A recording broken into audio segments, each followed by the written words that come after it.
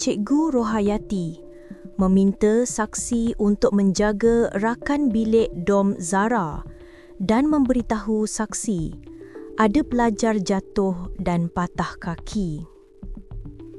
Seorang guru asrama yang memberi keterangan pada hari ke-37 prosiding inquest kematian Allahyarham Zara Karina Mahathir hari ini memaklumkan tidak pernah menerima taklimat mengenai pengawasan asrama sebelum kejadian yang menimpa Zara.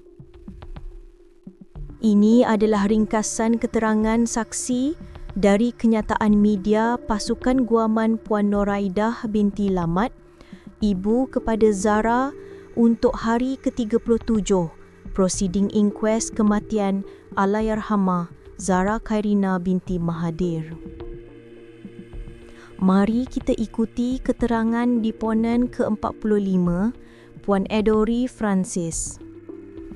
Saksi merupakan guru subjek sains dan matematik kelas Zara di SMKA Tun Datu Mustafa sejak Februari 2025. Saksi merupakan guru lantikan kontrak interim di sekolah dan masih dalam tempoh percubaan selama 3 tahun.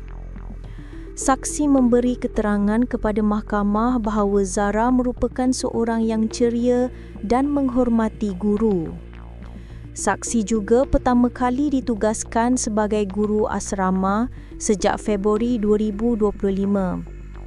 Tugas guru asrama adalah memantau kebersihan, mengurus pelajar sakit dan memantau kelas prep malam. Setahu saksi, ada 8 orang guru yang dilantik sebagai guru asrama di sekolah. Ada 9 orang guru yang dilantik sebagai warden asrama. Guru asrama tidak mendapat allowance seperti warden asrama. Saksi berkata pihak sekolah tidak pernah memberi taklimat kepada guru asrama mengenai pelajar-pelajar asrama. Beliau tidak mengetahui mengenai sistem pelajar senior sebagai ketua dom untuk memantau pelajar-pelajar junior di blok asrama. Sesi kelas prep malam pelajar tingkatan 1 ke 4 adalah jam 8 ke 10 malam.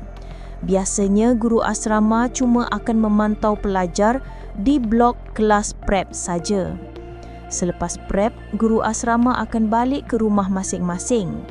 Sebagai guru asrama, saksi tidak pernah mendapat arahan untuk meronda pada waktu malam.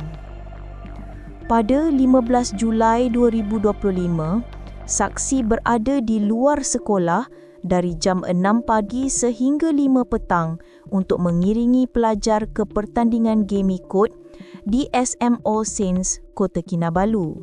Saksi cuma berada di kuartus guru selepas prep malam.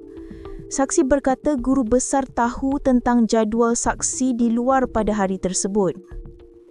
Saksi berkata menurut jadual bertugas, cikgu bertugas adalah Cikgu Azli dan saksi sendiri. Tiada warden bertugas di blok asrama sebelum waktu masa tidur. Saksi hanya mengetahui mengenai kejadian pelajar jatuh pada 16 Julai 2025 selepas dimaklumkan oleh seorang warden, Cikgu Rohayati.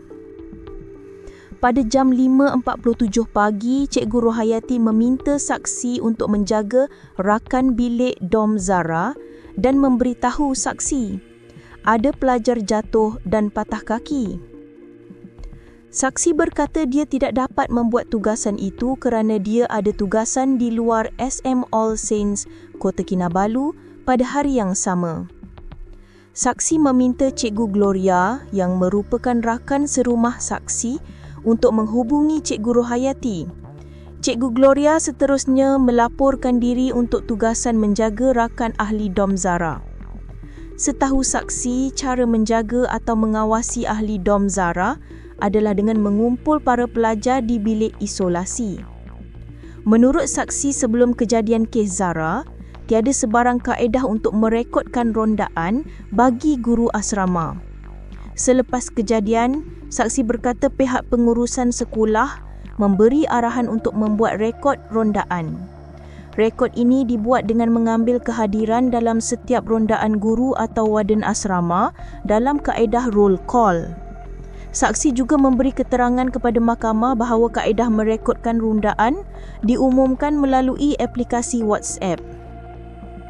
Sepanjang tempoh mengenali Zara, saksi menyatakan tiada aduan diterima daripada Zara berkaitan masalah peribadi, konflik, tekanan pelajaran, keletihan atau gangguan seperti buli. Saksi turut menyatakan beliau tidak mengetahui sebarang insiden buli fizikal atau mental sepanjang bertugas sebagai guru asrama. Tetapi beliau tahu terdapat satu kes buli melibatkan pelajar-pelajar lelaki dan mereka telah digantung sekolah. Saksi berkata pihak pentadbiran sekolah ada membuat mesyuarat untuk menjelaskan apa yang terjadi. Tetapi saksi tidak ingat siapa yang menghadiri atau bila mesyuarat itu diadakan. Itu adalah kenyataan dari Cikgu Adori Francis, deponen ke-45. Kita nantikan pendedahan demi pendedahan yang akan kita ketahui melalui proses prosiding inquest Zara Khairina Mahathir ini.